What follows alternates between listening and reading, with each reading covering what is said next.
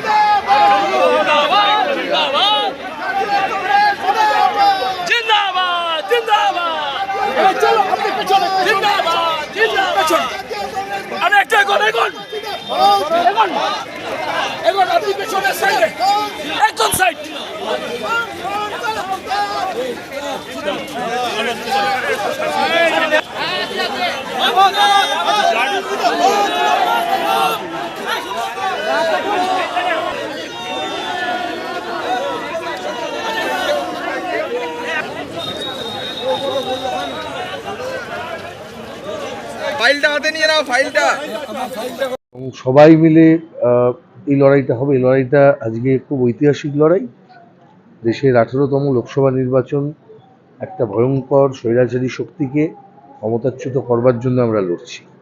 সেই জন্যই দেখবেন ইন্ডিয়া জোট যা আমরা তৈরি করেছি, সেটা সারা দেশ জুড়েই আমরা তৈরি করেছি। যারা বিজেপি বিরোধী প্রকৃত শক্তি তারা সবাই এই জোটে সামিল, এবং পরীক্ষা নিরীক্ষা হয়ে গেছে কারা সত্যিকারের বিজেপির বিরুদ্ধে, কারা বিজেপির বাইরে।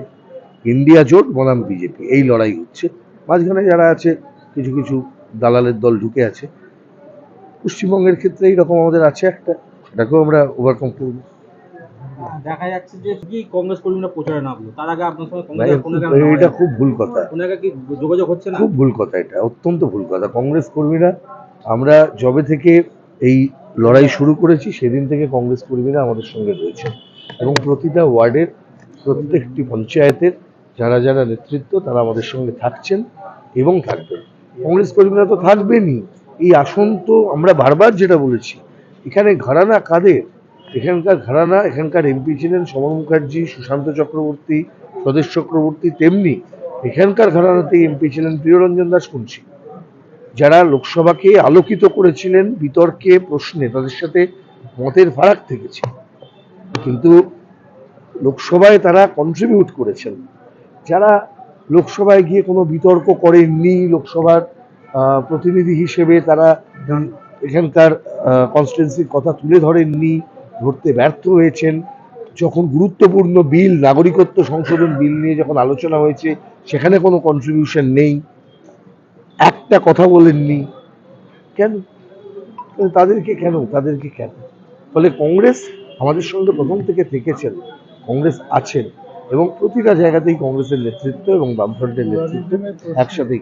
গত 3 বারের সাংসদ রয়েছেন টিএমসি, বিজেপির হচ্ছেন দক্ষিণ চক্রবর্তী। কতটা গুরুত্ব মানে ভোটের লড়াই? দেখুন, এর ব্যক্তির বিরুদ্ধে তো কোনো লড়াই নয়।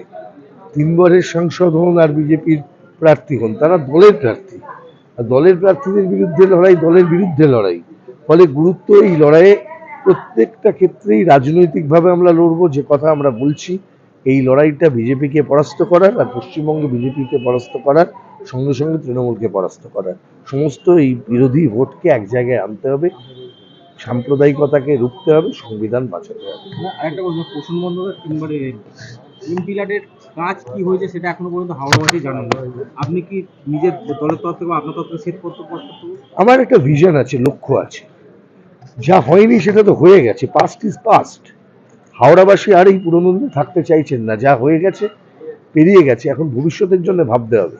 নির্বাচন লড়ছি ভবিষ্যতের জন্য, পিছনের দিকে তাকাবার জন্য নয়। পিছনে করেছেন কি করেননি সেটা আপনারা বলুন, আপনারা প্রকাশ করুন। লোকসভার ওয়েবসাইটে আছে এমপি ল্যাডের কত টাকা পাওয়া গেছিল, কত টাকা খরচ হয়েছে, উনি কি করেছেন, এগুলো সব বিচার হবে, জনতার দরবারে বিচার হবে। মানুষের কাছে আমরা যাচ্ছি, মানুষের বিচার করবে। কিন্তু পিছনের দিকে তাকানোটা আমাদের কাজ নয়। আমরা এগোতে চাই, সামনের দিকে তাকাতে চাই। ঠিক আছে।